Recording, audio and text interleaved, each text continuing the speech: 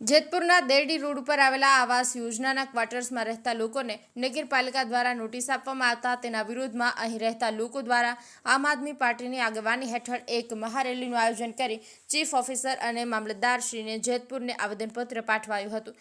2013ના વર્ષમાં કેન્દ્ર સરકારની યોજના દ્વારા અહીં 1130 ક્વાર્ટર બનાવવામાં આવ્યા હતા। હાલ મોટાભાગના ક્વાર્ટર્સ મૂળ માલિકો દ્વારા વેચી નાખતા અન્ય જરૂરિયાતમંદ લોકોએ ખરીદી લીધા ત્યાં રહે છે। પાલિકાના કર્મચારીઓ 11 વાગે ફરજ પર પહોંચતા હોય છે, જ્યારે ક્વાર્ટર્સ પર તપાસ કરવા જાય ત્યારે મજૂરી કરતો ક્વાર્ટરનો માલિક પરિવાર સાથે ઘરને તાળું મારીને મજૂરી કરવા ગયો હોય છે। આવા આસામીઓની રજૂઆતો સાંભળ્યા વગર નોટિસો આપવામાં આવેલી છે। આ ક્વાર્ટર્સમાં ઘણા વિધવા અને ત્યક્તા મહિલાઓ તેમજ દિવ્યાંગ, નિરાધાર, વૃદ્ધ અને અસહાય લોકો પણ રહે છે।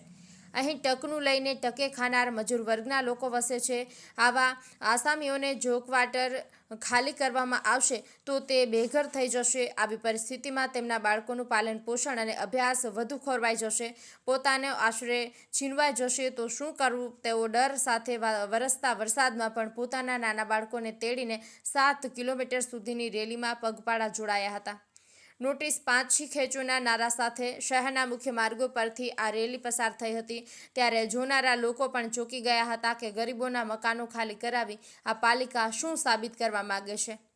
પાલિકા દ્વારા આ નોટિસ રદ કરવામાં નહીં આવે તો આ વિસ્તારના લોકો અનશન પર બેસવા માટે મજબૂર થશે તેવું જણાવ્યું હતું।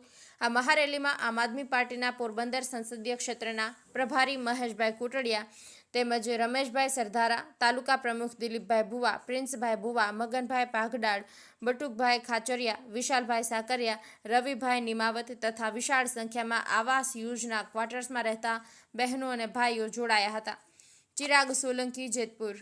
મોટી વાતો કરતા હોય એવા રાજકારણીઓને મારી એક સ્પષ્ટ સૂચના છે ભાઈ કે હવે આ મહેરબાની કરીને આવી વાતો ના કરો।